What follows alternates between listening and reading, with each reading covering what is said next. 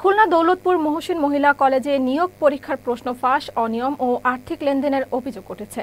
Managing কমিটির সভাপতি শেখ কামরুজ্জামান ও অধ্যক্ষ মোহাম্মদ আব্দুল লতিফের বিরুদ্ধে এই অভিযোগ ওঠে।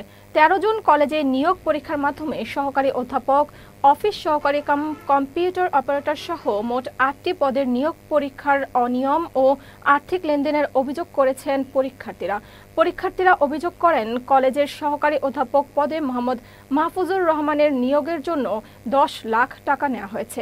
এই অর্থ প্রদানের কারণে ওই প্রার্থীর পক্ষেই মৌখিক ফলাফল দিয়েছেন সভাপতি ও অধ্যক্ষ। এই নিয়োগ পরীক্ষা বাতিল এবং অনিয়মের ব্যাপারে প্রয়োজনীয় ব্যবস্থা গ্রহণের জন্য প্রশাসনের কঠোর হস্তক্ষেপ দাবি করেন পরীক্ষার্থীরা।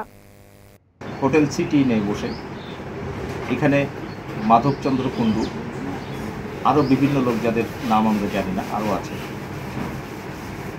তারা থেকে এই রাতের আলো অন্ধকারে বসে কোশ্চেন ফাঁস করেছে 15 লক্ষ টাকার বিনিময়ে, এবং দিনের আলোতে এসে তারা স্বচ্ছতা করার জন্য সেটা ওখানে কলেজে বসে করেছে। সরাসরি দুর্নীতি। হাইকোর্টে আমাকে আবার সেইটা বহাল রেখেই সেই চাকরিতেই আমি বহাল হয়েছি। যে এই অভিযোগটা করেছে নিশ্চয়ই তিনি সেই টাকাগুলো দিয়েছেন আমার হয়ে, আমার শুভাকাঙ্ক্ষী হবে হয়তো যে ক্যান্ডিডেট।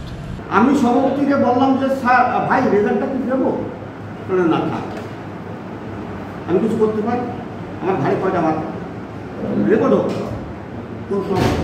আমি সত্যি কথা বলি, এমন কোনো জিনিস নাই যে ওনার নলেজ নেই।